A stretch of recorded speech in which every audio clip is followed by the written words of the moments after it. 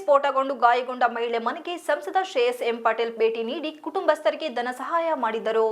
ಆಲೂರು ತಾಲೂಕಿನ ಕವಳಿಕೆರೆ ಗ್ರಾಮದಲ್ಲಿ ಅನಿಲ ಸೋರಿಕೆಯಿಂದ ಅಗ್ನಿ ಅವಘಡ ಸಂಭವಿಸಿ ಸ್ಫೋಟಗೊಂಡು ಗಾಯಗೊಂಡ ಕುಟುಂಬದ ಮನೆಗೆ ಸಂಸದರು ಭೇಟಿ ನೀಡಿ ಪರಿಶೀಲಿಸಿ ಮಾಧ್ಯಮದವರೊಂದಿಗೆ ಮಾತನಾಡಿದ ಅವರು, ಕವಳಿಕೆರೆ ಗ್ರಾಮದಲ್ಲಿ ಅನಿಲ ಸೋರಿಕೆಯಿಂದ ಉಂಟಾದ ಅನಾಹುತ ನಿಜಕ್ಕೂ ಬೇಸರ ತಂದಿದೆ.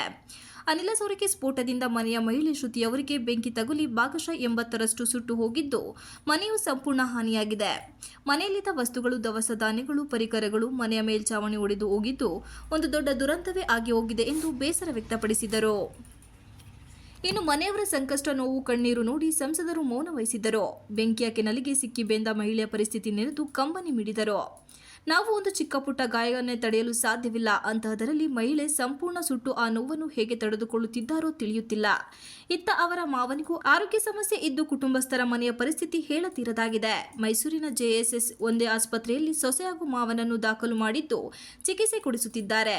ಇದೆಂತಹ ದುರ್ದೈವದ ಸಂಗತಿ. ಇಂತಹ ನೋವಿನ ಸಂಗತಿ ಮತ್ತೆ ಯಾವ ಕುಟುಂಬಕ್ಕೂ ಯಾರಿಗೂ ಕೂಡ ಬರಬಾರದೆಂದು ದೇವರಲ್ಲಿ ಪ್ರಾರ್ಥಿಸಿದರು. ಸುಟ್ಟ ಗಾಯಗೊಂಡ ಶ್ರುತಿ ಅವರಿಗೆ 2 ಮಕ್ಕಳಿದ್ದು, ಒಂದು ಮಗುವು ಹಾಸನದ ಖಾಸಗಿ ಶಾಲೆಯಲ್ಲಿ ಎಲ್ಕೆಜಿ ವಿದ್ಯಾಭ್ಯಾಸ ಮಾಡುತ್ತಿದ್ದು, ಶಾಲೆಯ ವ್ಯವಸ್ಥಾಪಕರಿಗೆ ದೂರವಾಣಿ ಮೂಲಕ ಮಾತನಾಡಿ ಶಾಲೆಯ ಶುಲ್ಕದಲ್ಲಿ ರಿಯಾಯಿತಿಯನ್ನು ಮಾಡಿಕೊಡಿ ಎಂದು ಕೇಳಿದಾಗ ಶಾಲೆಯ ಮುಖ್ಯಸ್ಥರಾದ ಬಿಜೆಪಿ ಪ್ರಧಾನ ಕಾರ್ಯದರ್ಶಿ ರುದ್ರೇಗೌಡ ಅವರು ಸಂಸದರ ಮಾತಿಗೆ ಗೌರವ ಕೊಟ್ಟು ಆ ಮಗುವಿನ 1 ವರ್ಷದ ಪೂರ್ತಿ ಶುಲ್ಕವನ್ನು ಪಡೆಯದೆ ಉಚಿತವಾಗಿ ಶಿಕ್ಷಣ ನೀಡುವ ವ್ಯವಸ್ಥೆ ಮಾಡುವುದಾಗಿ ಒಪ್ಪಿಗೆ ನೀಡಿದರು. ಇದನ್ನು ಕೇಳಿದ ಕುಟುಂಬದವರು ಹಾಗೂ ಗ್ರಾಮಸ್ಥರು ಸಂಸದರ ಕಾಳಜಿಗೆ ಮೆಚ್ಚುಗೆ ವ್ಯಕ್ತಪಡಿಸಿದರು.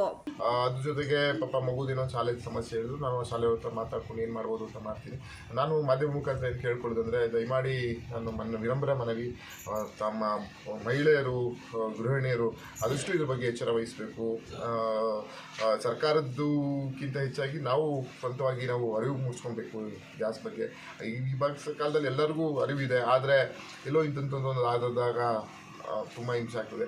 ಯಾವುದೋ ಒಳ್ಳೆ ಏಟ್ ಅಂತಾರೆ, ಏನಾದ್ರು ಮೈಕೈ ನೋವು, ತಲೆನೋವು, ಹೊಟ್ಟೆ ನೋವು ಆದರೆ ತಡ್ಕೊಬೋದು. ಆದರೆ ಮೈಯೆಲ್ಲ ಉರಿ ಅಂದರೆ ಅದು ತಡ್ಕೊಳಕ್ಕಾಗಲ್ಲ. ಪಾಪ ಹೆಣ್ಮಗಳು ತಡ್ಕೊಂಡಿದ್ದಾರೆ. ಭಗವಂತ ಆದಷ್ಟು ಬೇಗ ಅವ್ರಿಗೆ ಅದರಿಂದ ಮುಕ್ತಿ ಸಿಗಲಿ, ಅವರು ಆದಷ್ಟು ಬೇಗ ಹುಷಾರಾಗಿ ಮನೆಗೆ ಬರಲಿ ಅಂತ ಹೇಳ್ಕೊತೀನಿ. ನಾನಂತೂ ಈ ಕುಟುಂಬದ ಜೊತೆ ಪ್ರಾಮಾಣಿಕವಾಗಿರ್ತೀನಿ, ಈಗಲೂ ಇದ್ದೀನಿ, ಮುಂದಕ್ಕೂ ಇರ್ತೀನಿ.